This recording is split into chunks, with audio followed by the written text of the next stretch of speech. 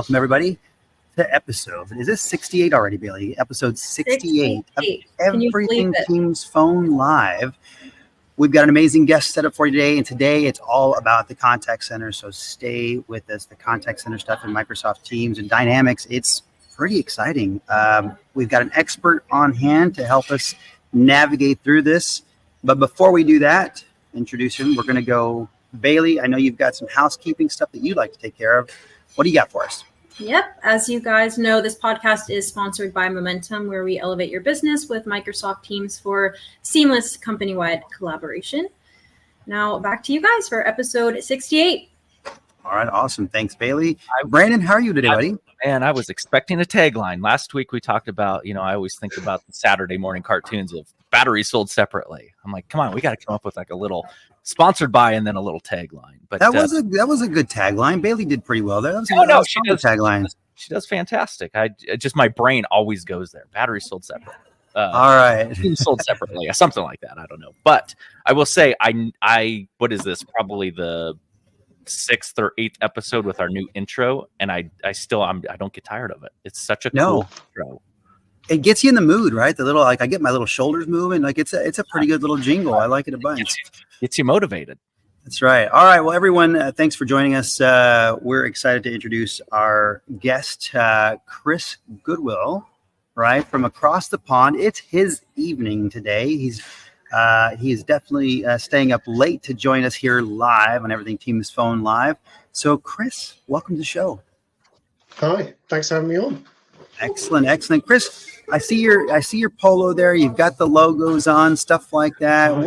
Who do you work for, Chris? What do you do on a daily basis?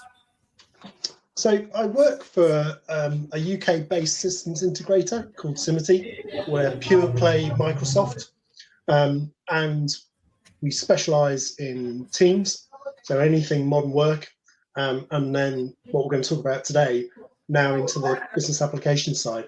I'm a strategic partner manager and a subject matter expert on contact center. So that's my focus. I've got about 30 years experience in voice and data, 15 years in engineering, and then 15 years in the Microsoft partner ecosystem. So yeah, that's excited to talk to you about Dynamics today.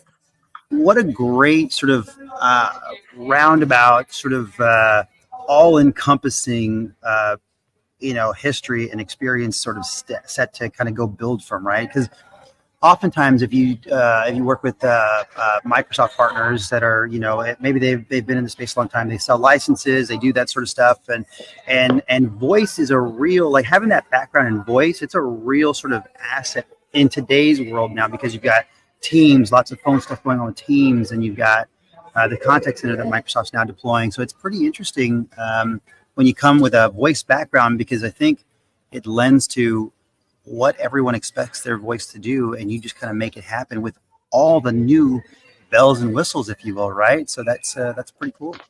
Welcome to the show. Yeah, I think having the background, engineering background has helped, but the voice specifically, as I moved into the Microsoft ecosystem, and we started with OCS and Link and Skype, moved on to Teams, integrated contact centers, and now the Dynamics 365 contact center launch, which was GA on the 1st of July, is having that experience of understanding what good quality voice looks like, and also omnichannel, as we've come into that over the last few years, has really helped.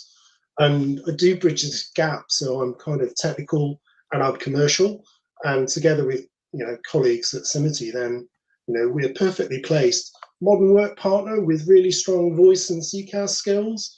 Dynamics 365 contact center is going to be really interesting for them. So yeah, look forward to chatting about it now.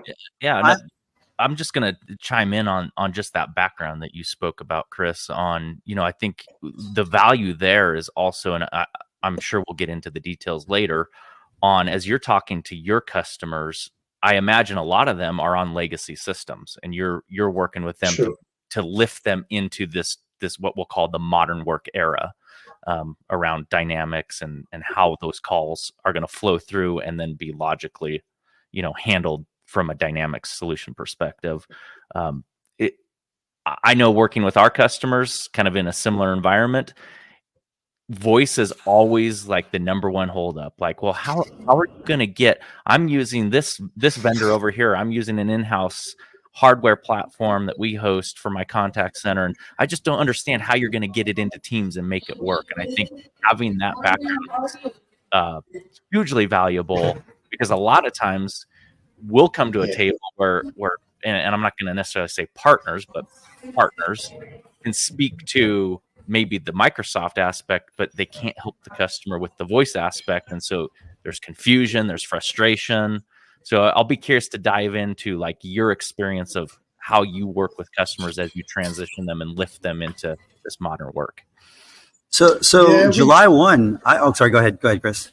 No, go ahead, Rick. I was going to say July 1 GA. Well, it's fairly new to the marketplace, and I want to kind of paint the picture of what we see as the marketplace, and where you think this is going to slot in. Because today, if you look at the big players in the market, if you go a Genesis, a Five9s, a Nice Incontact. And then you've got a different tier of contact centers, and there's the smaller brand contact centers, if you will. Lots of the VoIP providers are doing the CX environment thing, and then you've got the really specialized guys that are building into the Teams platform. Is it Enable? It's Connect and it's Enable. Is that right? Or Connect and what's the Connect, Extend, and Connect and Extend, and Power, which is not released, but yeah. Yeah. So you've got those two models. So you see everybody that's the smaller guys sort of sitting in that, and even some of the big guys in that Connect area. But that other tier, and I don't mean any disrespect by saying that other tier, they're sitting in that Extend model.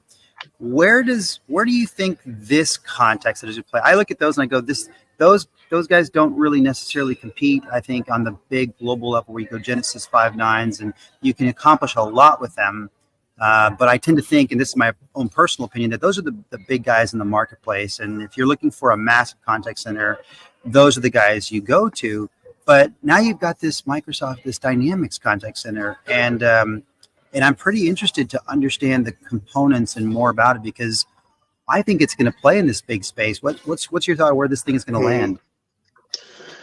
Yeah, to say this is new, the launch is new, the product name is new, but let's not forget, Microsoft have had a huge heritage in terms of building customer service platforms.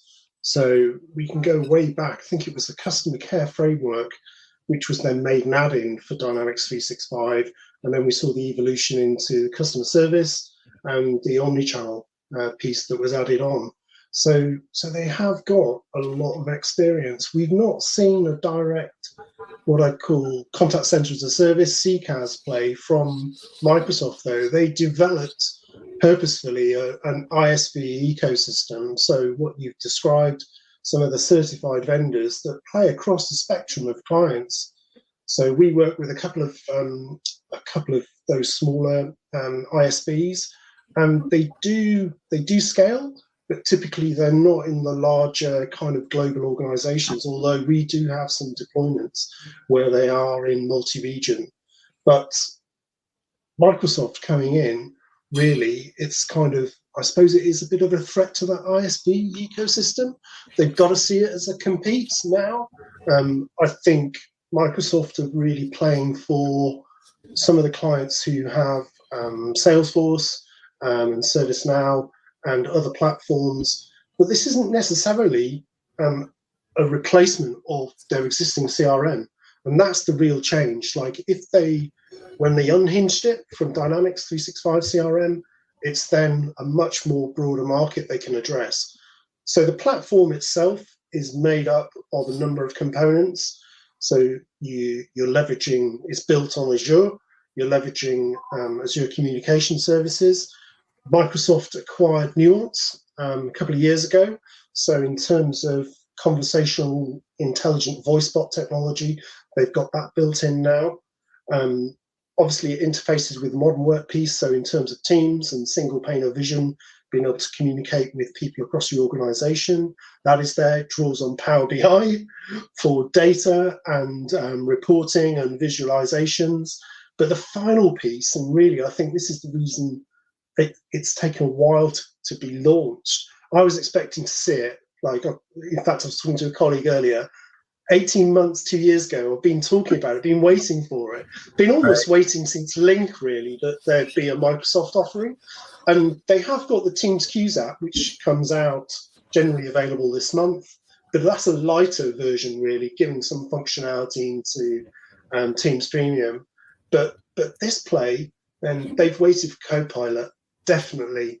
So it's called Copilot First Contact Center.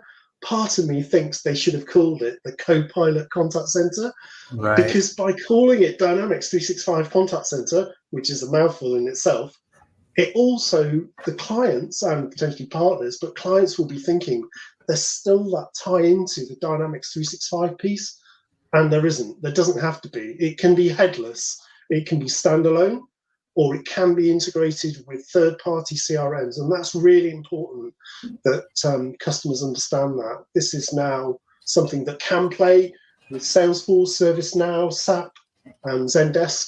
There's a connector for Salesforce already available. Other connectors will be built and released. So yeah, it's super exciting, and it does play. We're talking about which segments it plays in, and I think some of those lower-end ISV offerings suit small and medium-sized businesses. Maybe they're using a little bit of omni-channel. Maybe they got a little bit of WhatsApp going on, some voice and email. But for this offering, it is primarily, I think, aimed at large and enterprise organizations, perhaps where they're already leveraging omni-channel. But one of the key things is having these knowledge sources. And the reason for that is the Copilot piece. So we can get into that with Agent Assist and the self-service, but it's really important that there are data sources that a customer, that an organization can draw on. Right.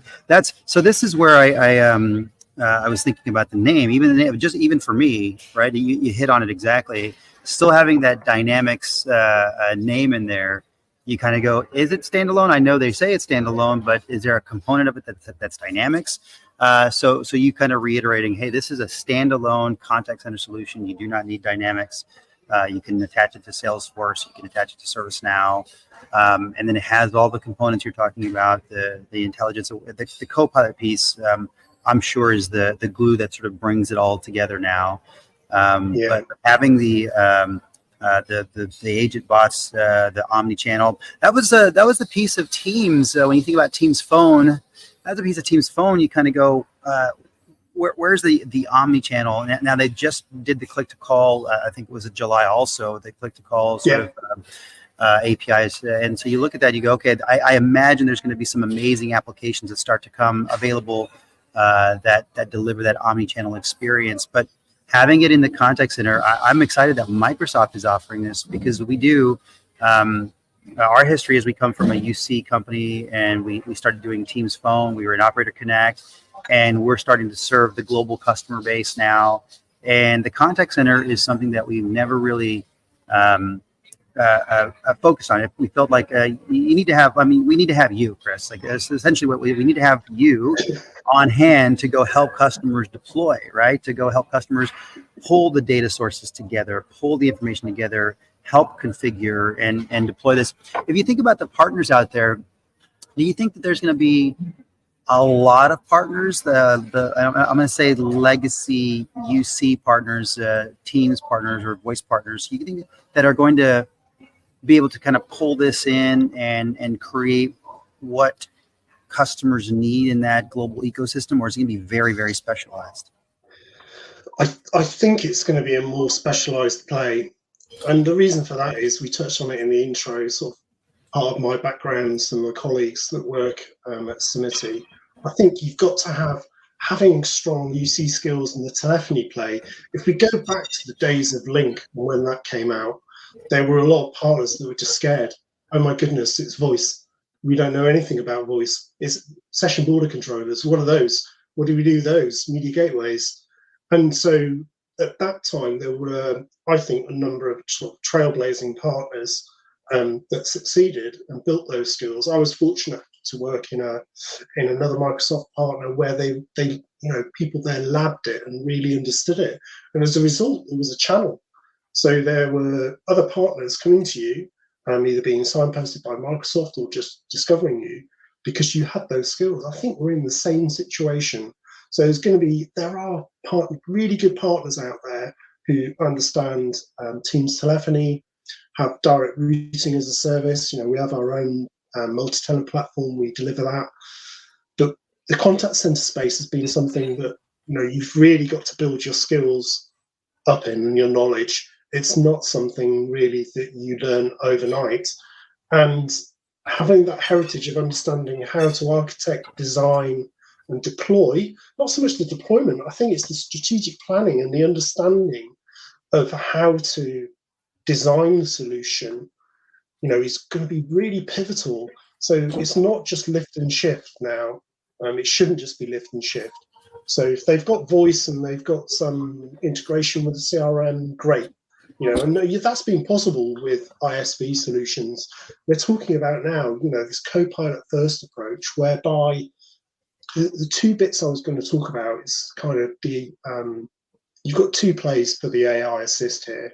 You've got the agent assist. So you think about contact center agents typically working really hard, maybe not enjoying their job, relentless, just can be mundanity in what they're trying to do. And churn can be a problem for organizations where people working in the contact center aren't that satisfied. Now, with the power of AI and co-pilots, pre-integrated co-pilots, if you hook it up to the knowledge sources, then it's going to be able to provide that assist as you're working with the customer to be able to answer their questions. Again, I was talking to someone earlier today. What's a contact center all about? It's answering someone's query. It's answering a question, isn't it? We can get bogged down in complexity, but actually, why did we contact a contact center? Because we've got something we can't find the answer for. And I think up until now, it's almost necessarily been elevated as such an important part of certain organizations. That will change.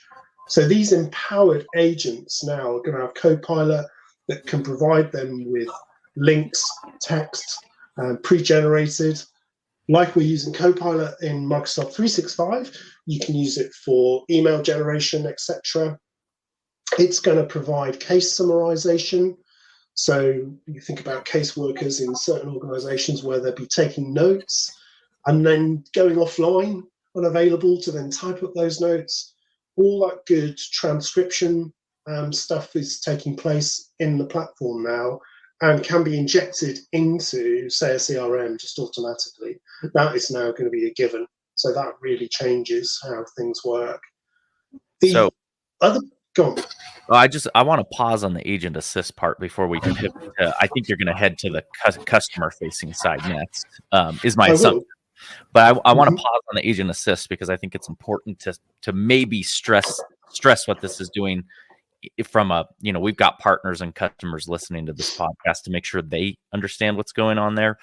Sure. I'm going to use a basic example just to break it down. But agent assist is ultimately, one example I saw was customer calls in, they've got a certain year model of car, they've got a blinker out and they can't figure out what blinker bulb they need to replace the light with. And so they call in to the contact center, agent assist kicks on, they ask their question, and as they're asking their question, Copilot is curating that data for the agent, and then it pops up the suggestions like, hey, we're 80% confident this is what the customer wants, and that resulted in, hey, customer, this is the light bulb you want. Here's who sells it. You can go get it here, here, here, and here. That's agent assist. Let me ask a question here. Are we talking, is this chat agent assist, or is this going to be even voice? Someone's calling in. My Copilot understands what the customer is asking, and it presents me a potential sort of answer based on the database that it queries. Is that what's happening?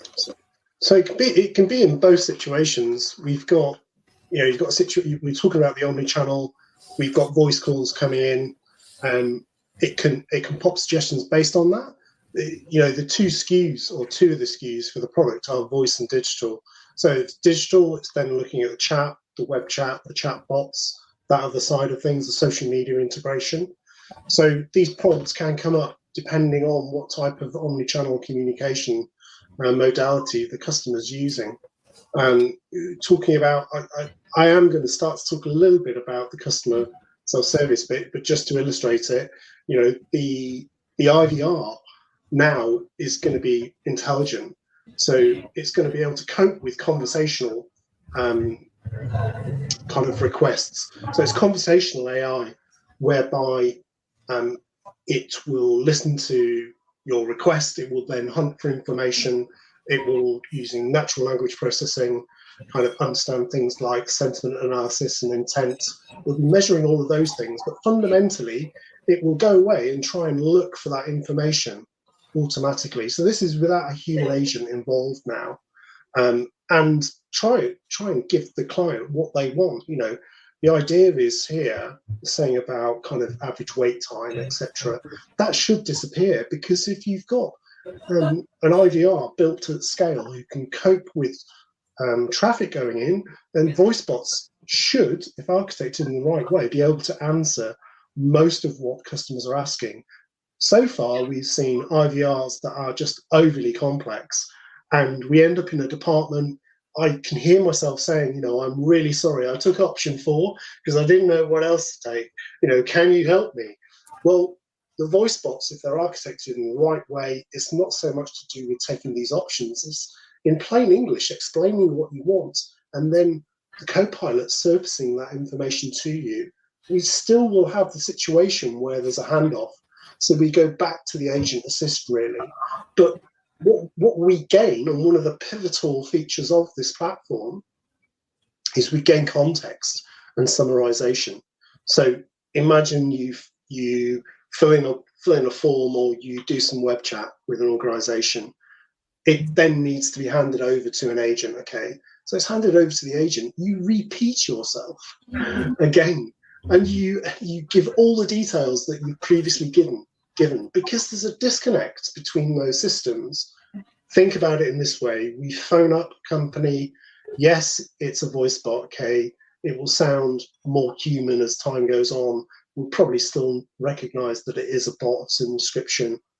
If it can't answer the question, it escalates to a human agent, but it provides all that case summarization, all that information is being provided to the agent, so they can see they're already pre-armed with information that they can then distill or explain in more detail to the customer. That's a real critical change, I feel, anyway. Contact centers have been, it feels like you're being deflected. It feels like they don't want to speak to you. Why don't they want to speak to you? Well, for whatever reason, humans decide sometimes they don't want to engage with each other. So they just think, well, we can, let's reduce the workforce and drive things through a chatbot. Now, pivotally, I don't believe with Copilot and Dynamics, the offering, I'm not looking at it as cost reduction and headcount. I'm looking at it as AI-powered assistance for human beings, because the CSAT and the kind of customer experience will accelerate if agents are happy. Okay, so give them the tools, and this is going to drive that. Yeah, and I think not only will it accelerate, but I think the customer experience will improve, because hold times are reduced, repetitive explaining is reduced, as you explained. The overall experience from I have a problem to my resolution is, probably exponentially decreased, and efficiency go through the roof. Customer satisfaction is through the roof. To me, it's a win-win when you look at it that way, if properly configured and set up. We're a society of sort of instant gratification, right? So we want everything at our fingertips, and we want it to be right at our fingertips. And so this sounds like it's delivering on that in a contact center. Question for you: I know you had a point you're going to make, but I want to ask this question just so we can keep it top of mind here. If you think about tier one, being what percentage of tier one are calls today? that 70% of calls that come into a contact center are sort of tier one sort of calls, if you will. And I don't think just from a complexity perspective, not necessarily a technical perspective. And then what percentage do you think that the automation here and Copilot and the platform could potentially answer? It seems like that would be pretty significant. Yeah, I think, you're absolutely right when, the immediacy of information is, the expectation to just find information at your fingertips. The self-service, and certainly with perhaps the younger generation coming through, that expectation, but even people of my age are going on a little bit, I still expect to find or be answered, in a reasonable amount of time. 30 to 40-minute wait times to get through to a financial institution, can be really commonplace. If that can be answered up front, that's really powerful. I think, 40 to 50% of a lot of customer queries are going to be answerable. I think the pivotal thing, though, is take it back a step. Talked about knowledge sources. So Copilot can over time learn, and it will learn, and that's an important thing I'll come on to in a minute. But having knowledge sources that you can draw on. So, for example, in local regional government, a council website typically might have a plethora of information. So Copilot control that. So rather than have to take option 1 to go to benefits and option 2 to go to recycling or whatever, hopefully from one interface, that can be dealt with. Another thing to mention is the multilingual side of things. So multilingual chatbot now is just there, it's available. So for councils where you've got people from different backgrounds, different countries, different languages being spoken, the barriers are broken down now. So those chatbots, those voice bots can understand what callers are saying. Transcription and translation can be done on the fly as well. But you need to have this, going back, you need to have this information to draw on. So for some organizations, they don't have that. Maybe it's being paper. Maybe it's just not recorded. Maybe they don't have a CRM. Maybe they're working in older ways. But with the platform, anyway, if they do deploy it, it is going to learn over time. So one of the important things to do with Dynamics 365 Contact Center, like Copilot, is to curate and accept where topics, where answers are given. So higher weighted answers. So that will help the system learn. It will also provide the agents and the customers with, the best answer possible. So it can look at a trawl of data. It can see where sentiment analysis and customer satisfaction was high, where the answer was full and the customer was happy, and it will put that as a top suggestion within Copilot for agents. Pretty cool. I'm super intrigued because I think about different industries that we serve today, and I go take medical in the U.S. Right, scheduling is a reason why organizations build a contact center in the U.S. Scheduling, and you mentioned something about diaries. It's interesting. I can envision where if you set this up, and people can still obviously. A percentage of scheduling is done online, right? Let me click my date. This is available. Here you go. But there's still a large number of people that call in to schedule. Maybe it's a dental appointment. Maybe it's a whatever. Maybe so they call in to do that. And so being able to take on like scheduling as an example, because that seems like that'd be pretty simple for this platform to do. That would be huge. I think that'd be a huge thing for an organization that goes and sets up, 30 or 40 people to go schedule. Now you still want your employees to provide that sort of better support. And if they have this taken on, and if somebody kind of reaches them in an escalated environment, they've got everything that, I can see you wanted Tuesday, you didn't find what you needed on Tuesday. Let's take a look and see what we can do for you as an escalated sort of engagement. But I can see how the productivity gains for organizations could be immense. And having everything in the system, in one system, that's pretty exciting.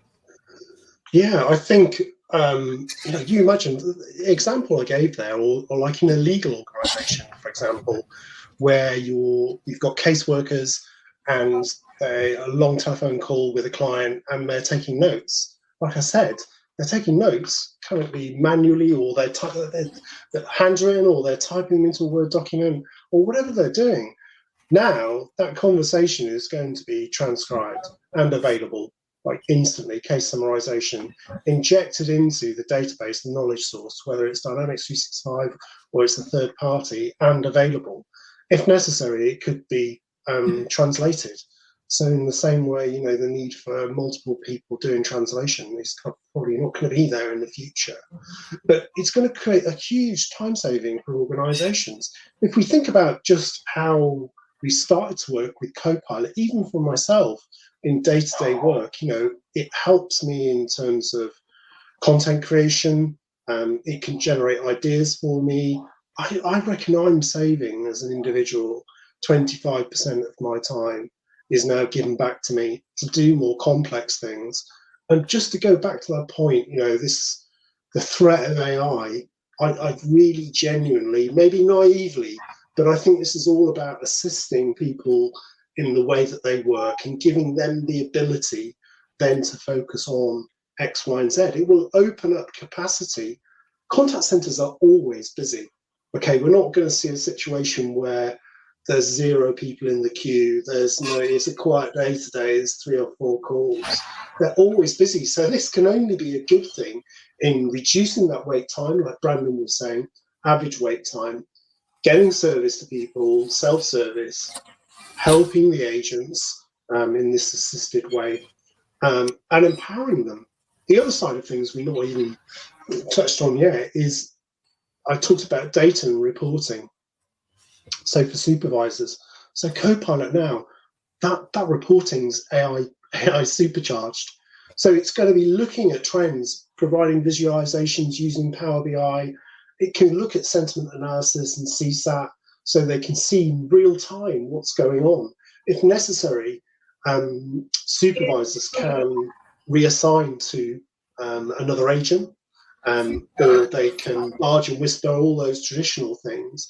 But really, it's going to provide this real-time and very powerful historical reporting to be able to look at how they can improve service. Scheduling and forecasting, the platform allows for integration with third-party workforce management tools, but probably for a majority of organizations, it's going to give enough out of the box for them to be able to deal with that. And I've just remembered something else that we've not touched on, which is really, really important, is unified routing. Okay, so we were talking about answering your question. Okay, we've got a bugbear. We want to know this question, and the difficult thing has been navigating to get to that. So the good thing now is with the unified routing. So we've got the voice bots, we've got the IVR, we've got the chat bots. But at some point, the platform realizes it needs to be pushed onto a human agent. It needs to go to the right agent. That's half the problem. How many times have we gone to someone in one department and they can't answer it, it needs to go to someone else? So the platform is looking at sentiment analysis, intent, the actual query, the context of what's been said so far, the skills of the agent, the availability of the agent, and scheduling their capacity, and then directing it. So the idea with the platform is to get it to that first person. Historically, we've had things like skills-based routing. They have existed. It's not a new thing, but this is a combination of data points that it's looking at to then work out who is the right person to send this call to. What an interesting thing, right? Because it is I was while you were talking, I was thinking, like skills-based routing, but it's turbocharged because it's not just skills now. Mm-hmm. It's everything, right? The availability, the context of the actual call, like it's everything sort of routing to find the absolute best person in it as quickly as possible. That's pretty cool. It's almost adding personality to the skill, right? It's taking into account Sure. that, hey, this might be an upset user, and normally we might send them to agent 1, but they're really upset. We know that this needs to go to someone who's really good at handling emotional customers. Huh. Yeah, the creation of soft skill sets really around kind of the personas of people that you would deal with. I think the challenge here, we talked about it at the start, is who is this a play for as a partner? Being able to understand, we talked about so many different elements of the platform, and the challenge is going to be for partners to bring that to the marketplace and to customers so they can understand it. It does require configuration and setup and design around an individual organization, albeit there are pre-integrated chatbots and a lot of the technology works together already. You are going to need some skills. One thing we haven't mentioned about is getting voice calls in. So there's two options there. So you've got Azure direct routing with an SBC, and then or alternative, which could be with a third-party provider like ourselves or yourselves, for example, if you had DRAS that you were selling. But it is Azure direct routing, or you can use Microsoft's calling plans to be able to get it into Azure Communication Services.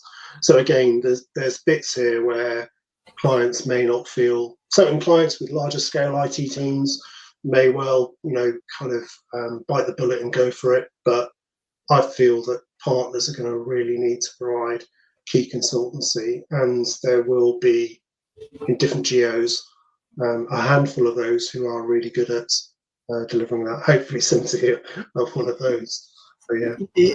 I'm thinking. I think from a business perspective, Chris, I'm a business guy through and through. So here, I think about this from a partner perspective.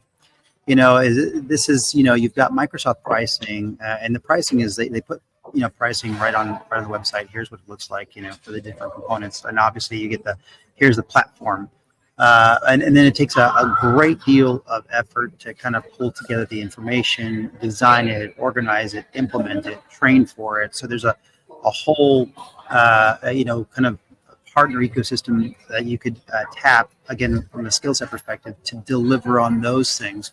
I'm thinking, how do we build, and this is probably a question for some other time, but how do I build a monthly recurring revenue stream off of delivering the services so that I can make the barrier to entry smaller for organizations, versus I'm going to spend 500 man hours organizing your contact center, and I'm going to charge you this big, one-time fee sort of thing, or do you?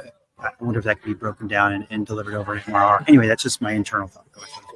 Yeah, no, it could. We've got different pieces of the pie here, and the licensing. Let's talk about licensing. So you've got the contact center kind of headless SKU. You've then got bolt-ons. You've got a voice and a digital version. You've got bolt-ons to Dynamics 365 customer service. You've got Dynamics Customer Service Premium, which is the CRM bit and the contact center. So there's this licensing play there. But for a lot of partners, the CSP for the cloud service provider for their organization may well be a completely different organization than yourself. You might deliver CSP, either direct or indirect as a partner. So the licensing money is going somewhere else, isn't it? So, okay, that's fine. Someone else benefits from that. You just have to accept that and move on. We are an indirect CSP, but we don't traditionally do a lot of licensing. So you then got the consultancy piece, and like I say, we're almost going back to Skype and Link deployments where it's consultancy heavy, and there was a reasonable upfront cost to deliver that. So that's going to be a challenge, really, and hence possibly for SMB market, the smaller players in the market, the smaller customers, it might not be as attractive. It might be a large enterprise play. The recurring revenue side of things, there's the opportunity for a support rep, training and adoption. And one of the things I mentioned there with Copilot is there's got to be the ability. You could go in for a client and look at the Copilot kind of insights that have been driven, the feedback, those higher scoring reasons to answer. That needs to be done on a regular basis and maintained. So there's that. And also, this is part of business applications. So business applications, with Teams, we've seen just a huge explosion of updates. Just bang, bang, bang, it just goes in, doesn't it? It's iterative. It just happens. With business applications, we have the release waves. So there's going to be a need to continue to work with the customer for the updates that are going to come through. So they're going to see automatically, whether it's embedded or standalone, the Copilot updates. But there's also going to be general updates to the platform that are going to come through in, release waves. So yeah, but trying to package that and to try and break it down onto a per seat basis, I think is going to be quite challenging. In addition to the licensing, the base plans, then you've also got Azure Communication Services. So there's some minutes there that get bundled in. We could spend a whole episode going through that in terms of chat minutes, etc. So it's not really straightforward, but that's where the opportunity lies for partners, really. But yeah, making it a true MSP offering, I think that will come in time. This is kind of version 2 for me. Version 1 was Digital Contact Center Platform, DCCP, kind of these bits and pieces, this architecture you worked with.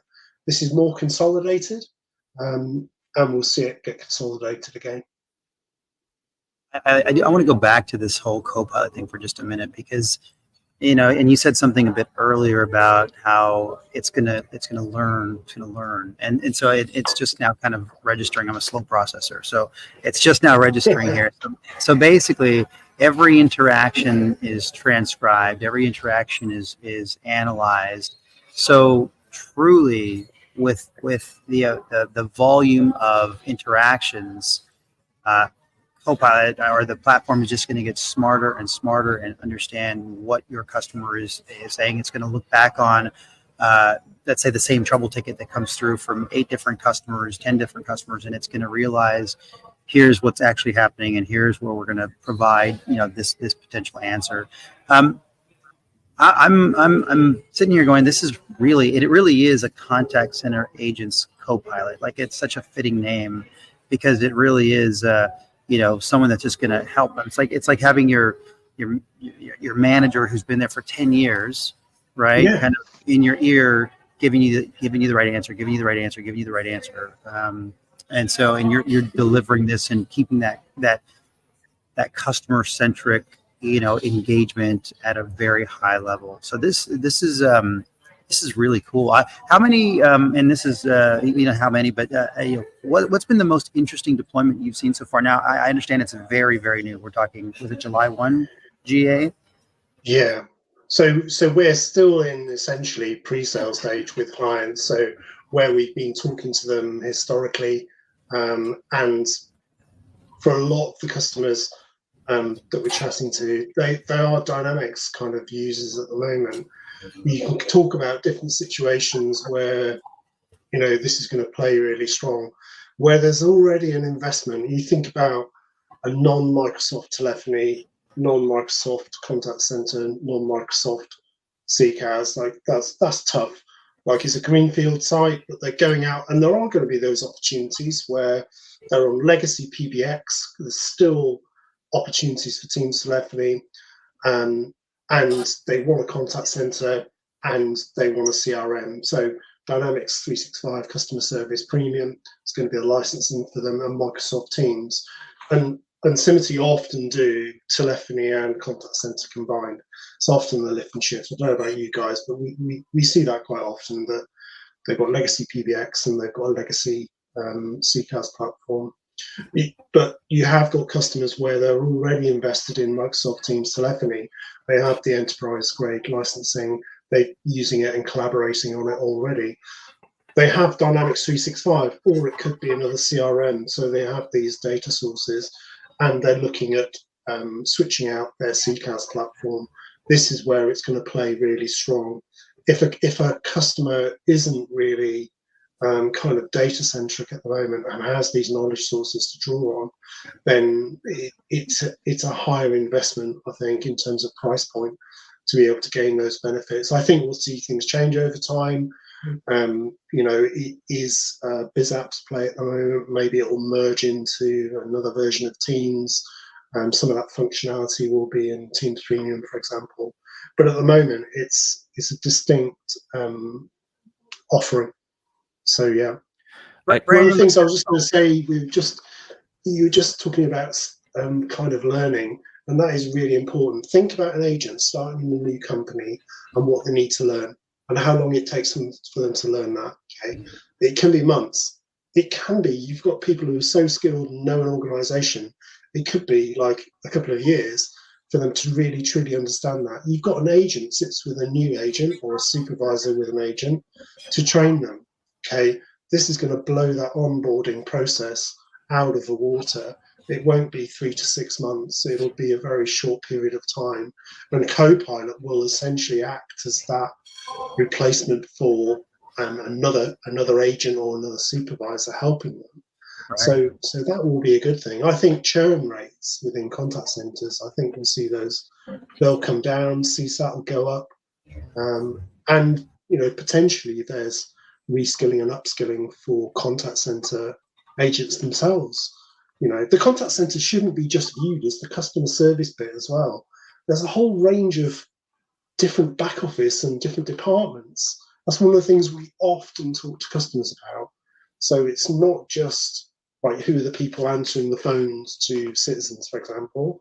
You've then got the housing benefit in a local gov organisation. You've got planning applications. You've got all these people. It's a virtual contact centre, but there's the ability for upskilling, like I say, and kind of cross-skilling, so people can multitask and cover different areas over time.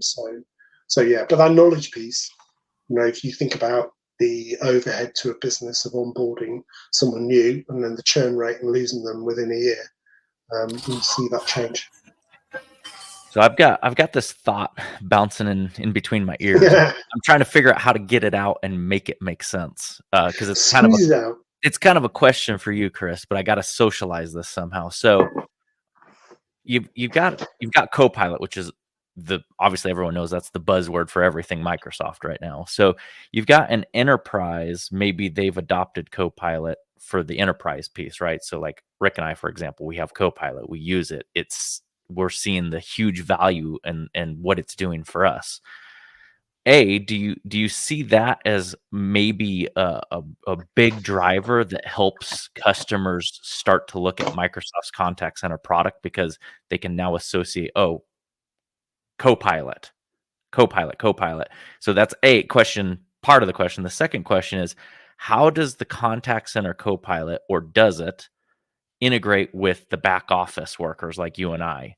I'm using Copilot over here on my persona, and I've got the agents using their Copilot. Is there this thought process down the road where the enterprise Copilot licensing will allow kind of that knowledge share for AI to kind of reach into other aspects of the business? That was a lot.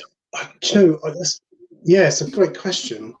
In terms of, they call it swarming, or Microsoft termed it swarming, and to be able to, you've got the agent, we've got to the right agent, or as good an agent as we can identify, but then we need to pass on to an expert, and that expert could sit in teams.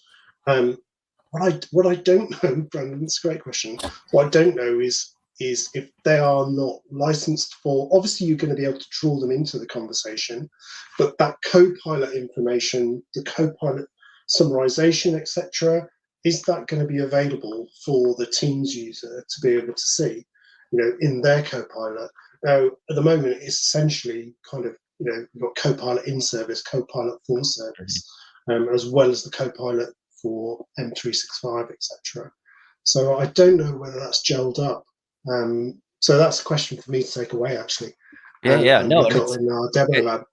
Yeah, it's just me thinking, how many contact centers have to move a call or bridge in a back office worker that really, really knows what's going on, and then how do you end up bridging that gap? And I know there's a difference between my persona Copilot that I'm using for how I do my job, and it's in my little world, and it's Rick doesn't have access to it, you don't have access to it, but then there's the business application Copilot. And I wonder if Microsoft ever has plans to in some creative way blend a little bit to give back office workers at least that access for knowledge share.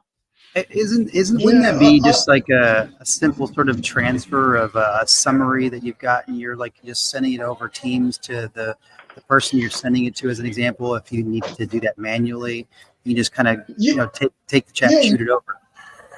You'd still be able to do that. You'd be able to share that information. It was more whether it would be surfaced automatically into a view for the Teams user. But the agent who's been assisted by Copilot has got that information. They can share that with another Teams user. That wouldn't be an issue at all.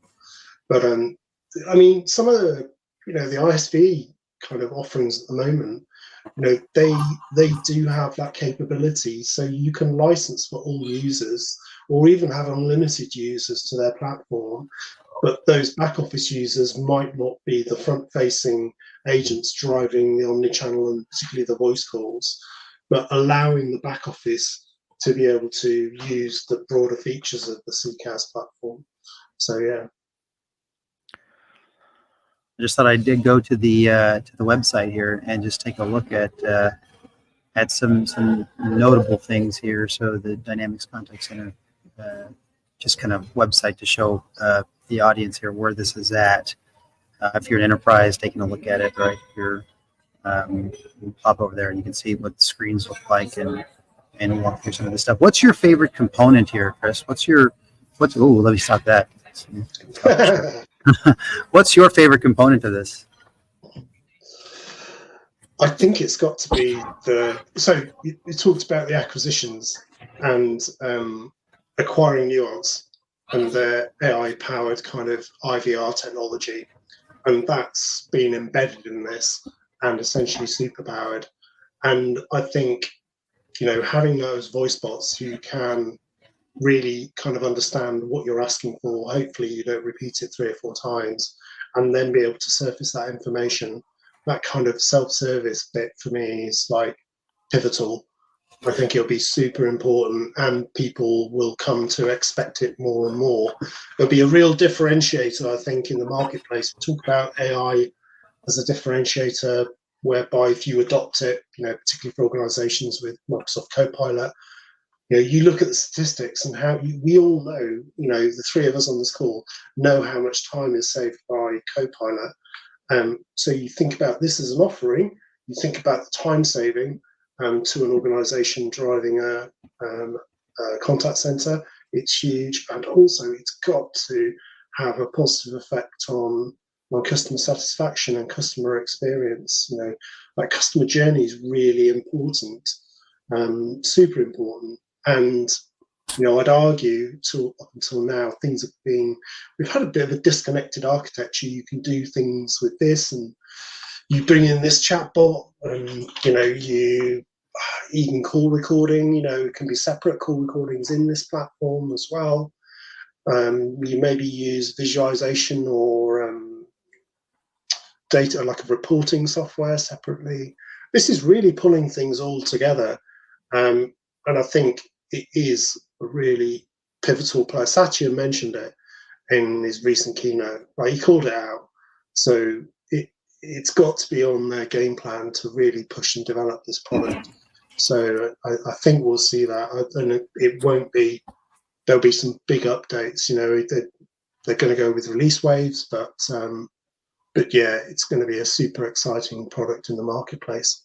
Interesting. So I was just thinking, as you're saying some of these things, I was like, this is, if you can tackle, 40 or 50% with self-service, even if you're self-service from a voice perspective, right? Not just let me hunt and peck. I don't have a lot of patience, so hunting and pecking around online to find my right answer is not something I like. I prefer a phone call because I'll stick something in my earbuds in, and do something else while I'm waiting for something. What's interesting is I almost envision a 24-hour sort of contact center, and almost like a disclaimer now going, we're only AI staffed at this point, right? Where you can answer 50% of the questions or something like that, and see if we can help you with that. What is it you're looking for? Something like that. I can imagine where there's going to be a place where you know, it's 24/7, right? 24/7 availability. Yeah, for stuff like that. Absolutely. Yeah, this will this will transform customer service hours. You know, how many times have you seen, you know, even if you can phone on a weekend, it can be, you know, up until midday, say on a Saturday, and on Sunday, absolutely forget it. So for the majority, hopefully a majority of inquiries that we have, you're going to be able to deal with those in terms of self-service, and it will be 24/7. That's pretty darn cool. So I have another question for you, Chris, and it's Brandon, you've got so many questions. my mind is, you know, just disclaimer, I came from a contact center background in the BPO space, so like my mind is just thinking of all this stuff. But how do you see AI playing a role in the compliance sector? So you've got this contact center, you've got Copilot, but now you've got sectors that require compliance. So maybe you've had conversations with customers already around this. Like, how do you address that to the customers who are really concerned about compliance? PCI? You're like, don't worry, it's going to take every credit card number that you want. It's going to record all of that for you. Don't worry. Yeah, how do you address that? How is that addressed? I guess is Yeah. the question. It's the governance of that data, isn't it? That's really super important to talk about upfront with customers. And I suppose in the same way as, you know, we've seen the adoption of Copilot, is you want it to be able to draw on knowledge sources, but what data within those knowledge sources do you want it to be able to draw on? You know, you might have confidential information, could be medical information, could be financial performance information that you don't necessarily want surfaced automatically. So it's, comes down to the government side of things, having security permissions set up correctly, so that customers are getting the right information, and as an organization you're safe and compliant with whatever regulations you need to meet. Do you see, as an add-on to that, do you see from a deployment perspective, because everything is contained in Teams and Azure, let's just say, I mean, I would assume that this is going to be really powerful for organizations that are already Teams users, that are looking at Teams, Teams Phone as an example to transition to. Maybe they're already transitioned to Teams Phone, and they're all in on Microsoft. So you look at that and you go, is there a deployment going to be quicker, you think, because so much data is contained? I mean, the user information is contained here. Everyone's already in Azure. Now, I get that there's still the data sources to bring in, and there's the kind of the experience routing. I get all that, but I almost feel like it's, there's the potential to be able to deploy this in an expedited manner, because you've got so much contained in a single system already, if you're a Teams Phone subscriber. Does that make sense at all?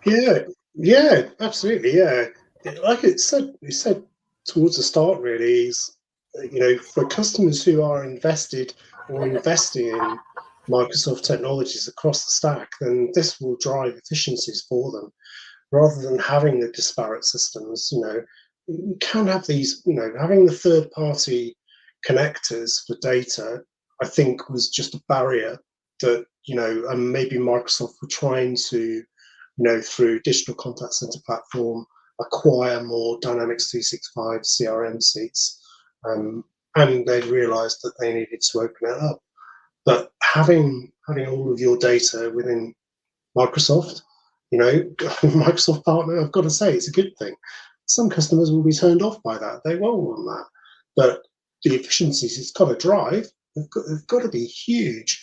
And in terms of deployment, then you're going to see efficiency there. There's going to be time savings.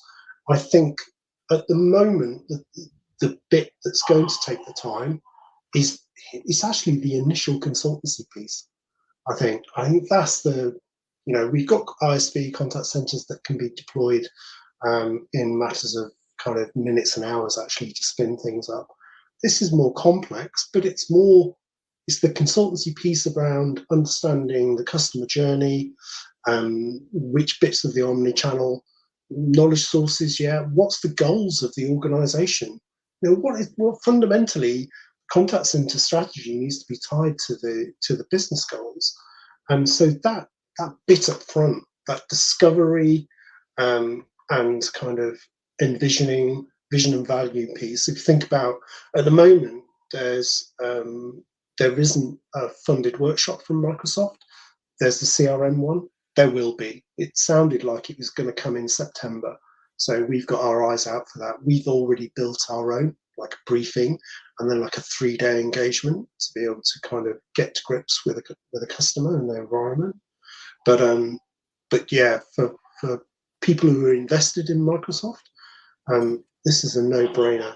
But in certain, I don't need to caveat that and draw us back to, at the moment, large and enterprise organizations, I think, are going to benefit more.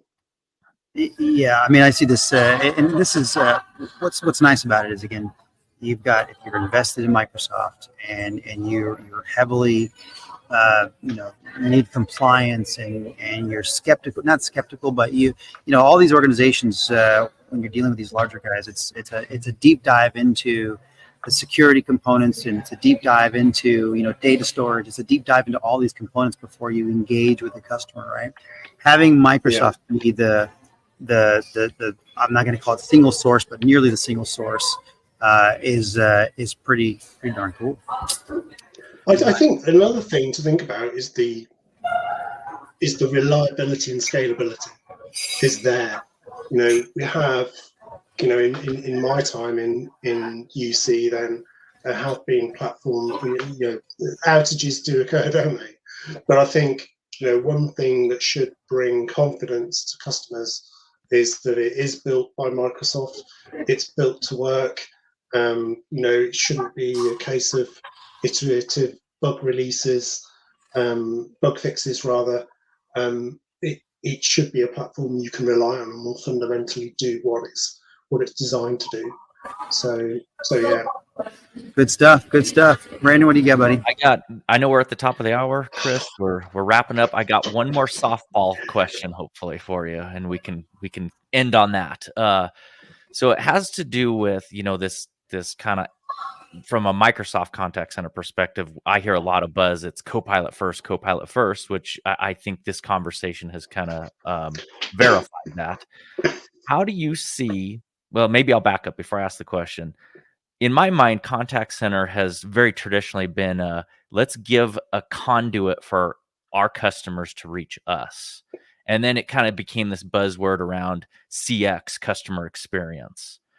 How do you see Copilot changing the customer experience? I'll give you one example, and then I'll lob the question to you.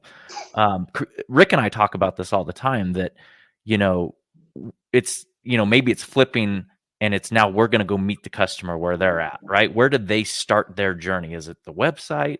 Do you extend the contact center out to the website? Whether it's click to call, chat bots, virtual agents, that kind of stuff. So my question to you is, how do you see Copilot, or just AI in general, changing that customer experience? Trying to, I think the journey is going to be much more seamless. It should be anyway. Okay, so there should be. We talked about, the context-aware side of things. I think that's really important to kind of remember, that up until now, and I think in the majority of cases, I can think of maybe one organisation that I dealt with, which was where things were handed off smoothly. We talk about omnichannel, we talk about all these different kind of modes of communication, modalities, but they're not joined up generally in the majority of CCaaS platforms that we've seen so far. So the real power is one that kind of, you've got that self-service, but you've also got this seamless journey. So that the customer's journey through an organization should be really smooth. And also you've got to think about, what are businesses in what are they trying to achieve? It's generally to try and make money, isn't it? So yeah, we've got all the efficiency side of things, But for the customer, their journey, it could be in a retail organization, for example, whereby kind of uplift and kind of upsell is just natural and just occurs really easily. It's just a click. It's just a click to be able to buy something that's provided by, a chatbot that's been powered by Copilot, or it could be from the agent. So I think I'm really hopeful that AI, we've seen its explosion really into the workplace and into our own lives, and the apps we use, etc., on our phones. I think embracing it for organisations in the contact centre is a really pivotal stage now, and kind of UI UX, but CX is really, really important that we get this right, and that's one of the reasons to work with partners who really understand it. I think it's got to be. I think otherwise you'll have a poor experience for customers. And Very good. Go on. Oh, go ahead, Chris. Go ahead. There was I posted recently on LinkedIn, and if anyone wants to follow me and connect, then you're welcome to. And you'll see that probably on a daily basis, then I'm punching stuff out about CCAS, and not as much information as I can on Dynamics 365 Contact Center. But recently there was a Gartner report, I can't remember the exact report, but it said about sort of 64% of people being turned off by AI in customer service environments. Now, I don't know the demographic or the kind of, what the audience was, what size it was, and that they would rather go to a different competitor than continue dealing with an organization that has AI. I think that's historic. I think that's based it's based on what we've experienced so far in terms of chatbot and IVR. And there has been AI, offerings built into contact center so far. I just don't think it's really improved the customer journey and the outcomes. And hopefully, with the advent of this type of technology, then it will, and we'll see improvements. I did see that as well. I'm going to have to wrap this up because we're past this thing, but it's such an enlightening sort of discussion because it's so prevalent in the marketplace today, because it's not very. It's quite often that you end up talking to a Teams phone customer, and the next thing is they're going to address the contact center, and they've got a NICE, or they've got a 5 nines, and they're looking at something that it's just a bit stronger or a bit more integrated, a bit more everything. And so this has been really interesting for us to kind of learn about. I feel like we need a contact center sort of practice at this point. This is great.